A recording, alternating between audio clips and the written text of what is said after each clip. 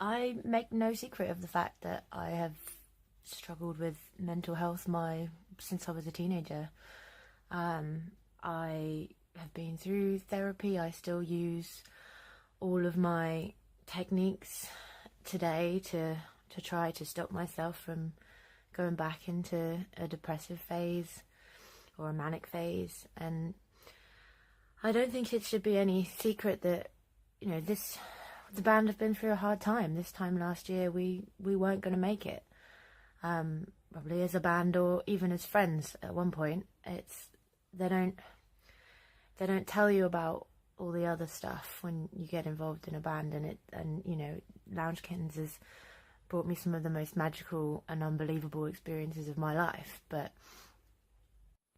I'm not gonna lie, being in Lounge Kittens has taken me to some of the darkest places I've been in a really long time. And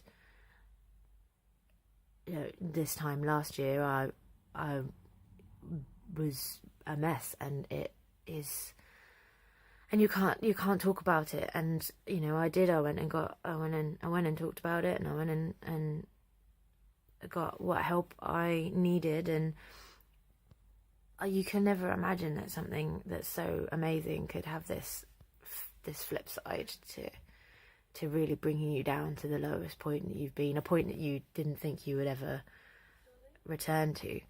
I don't see how you can go through this kind of bonkers experiences and work this hard without experiencing some sort of crisis of confidence in some way. And self-esteem has always been my issue. It's since I was a kid. I don't believe in myself, and it sounds bonkers to say, when someone's like seen you on a Glastonbury or a Wembley or whatever, and you think, well, no, some days I can't think of anything worse than going and standing on stage in front of a bunch of people and pretending I'm fine. But everybody, the fans and the show gets you through it, and there's an awful amount of guilt attached to how you might feel if you admit you're struggling in this kind of industry, because how can you, what right have you got to feel blue or sad or lack confidence or anything when, you've got all this like magical life that everybody else sees. And I think that eats away at you. You don't feel like you have the right to speak about what you're feeling and what's happening around you. I think that mental health needs to be spoken about more, and I think that we're starting to do that, and that's great. And it's we've worked really hard. We've been incredibly honest with each other, and we have gone right back to doing things that we want to do because we want to do them, because that's the thing. There's this enormous amount of pressure you put on yourselves, and I'm so guilty of that, of pushing the girls, of pushing myself, and then the pressure is from all around you, and people want you to do more, and they want you to do bigger, and they want you to do better, and you need to spend more money, and there's more, and there's not huge amounts of money coming in.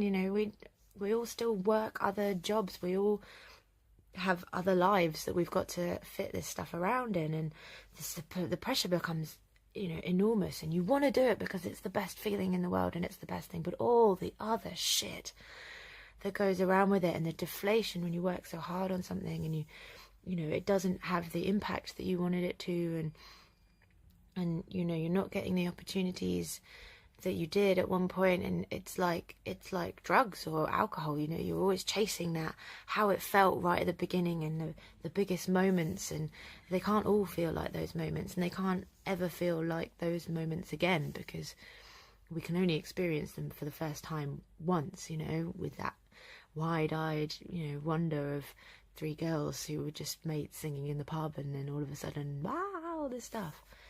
And all of that adds up, and it sits on you, and it weighs on you, and then you throw in that guilt of, well, I can't feel like this. All of this amazing stuff is happening to me, and I'm doing it, and I'm achieving my dreams that I didn't even dare tell anyone about. And you think, well, I can't be sad. I can't be, I can't have these thoughts. I don't deserve them.